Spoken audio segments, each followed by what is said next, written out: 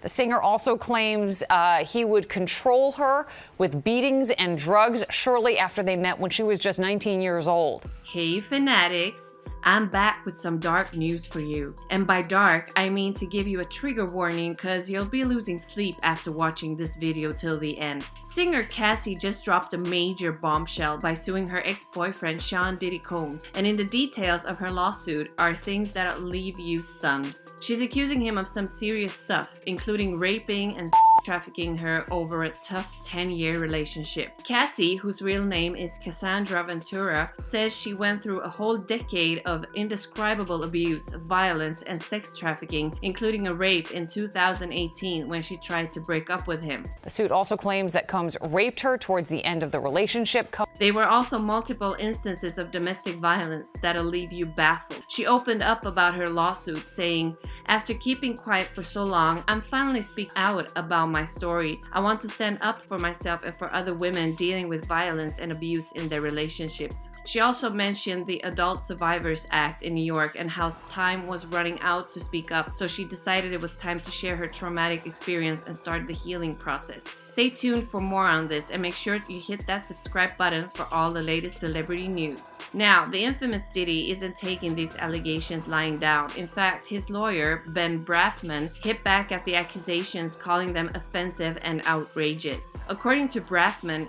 Combs strongly denies the claims, and he labeled Ventura's demand for $30 million as a form of blackmail, especially with the threat of a damaging book about their relationship. Brafman stated, "Despite withdrawing her initial threat, Ms. Ventura has now resorted to filing a lawsuit riddled with baseless and outrageous lies, aiming to tarnish Mr. Combs' reputation and seeking a payday." In response, Ventura's attorney, Douglas Wigdor, countered in a statement revealing that Combs had offered Ventura a substantial amount, 8 figures, to keep her quiet and prevent the lawsuit. However, she turned down the offer and chose to speak out, with Wigdor commending her for her courage and emphasizing that she deserves applause for giving a voice to all women who suffer in silence. The complaint, first reported by the New York Times, reveals that Cassie Ventura first crossed paths with Combs in 2005 at the age of 19, while he was 37. Gross. She signed with Bad Boy Records, his label founded in 1993 in 2006. However, the document alleges that Combs quickly took complete control of her life, making it impossible for her to break free from his influence. Initially presenting himself as a father figure in Ventura's life, despite her having a boyfriend and him publicly dating Kim Porter, Combs allegedly shifted towards pursuing a romantic relationship with her. Ew. The complaint states that in September 2007, she reluctantly agreed to go out with him, fearing retaliation if she refused. Ventura, now 37, claims that Combs then began providing her with copious amounts of drugs, sparking a painful struggle with substance abuse. Additionally, he allegedly covered her housing and car expenses during this time. The complaint lays out that every aspect of Cassie Ventura's life was under the control of either Mr. Combs or his management companies. According to the complaint, Combs had frequent episodes of uncontrollable rage and allegedly subjected Ventura to severe beatings, often witnessed by people he employed. In the aftermath of these violent incidents, the complaint claims that Combs would hide Ventura in hotels for extended periods. Like, why? Allowing her bruises to heal and effectively covering up the attacks. An example mentioned is a 2009 incident where he allegedly stomped on her face,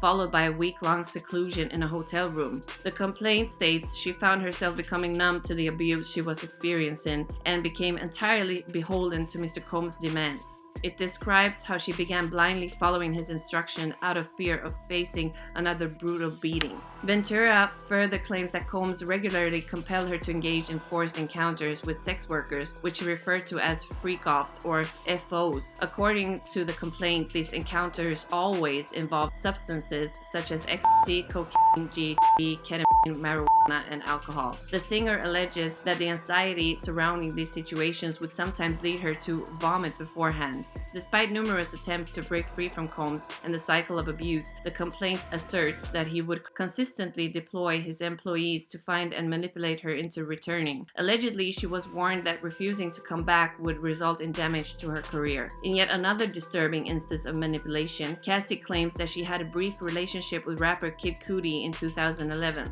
and when Combs discovered emails exchanged between them, she said that he reacted violently, hitting her multiple times and kicking her in the back as she tried to escape. The following year, according to the complaint, Combs supposedly threatened to destroy Kid Cudi's car, and around the same time, the rapper's car exploded in Combs' driveway. Coincidence? I think not. By 2007, Cassie was determined to break free from Combs, but it took her a while to muster up the courage to bring it up. So in September 2018, she met him for dinner in Malibu to discuss ending the relationship for good. However, after dinner, he allegedly forced his way into her home and raped her. He's like really creepy, this man. Here's how the complaint concludes. Ms. Ventura has now fully escaped Mr. Combs, but the harm that the assaults and sexual abuse he caused her to experience for nearly a decade will forever haunt her. She has required intensive medical and psychological care to recover from the trauma she lived through.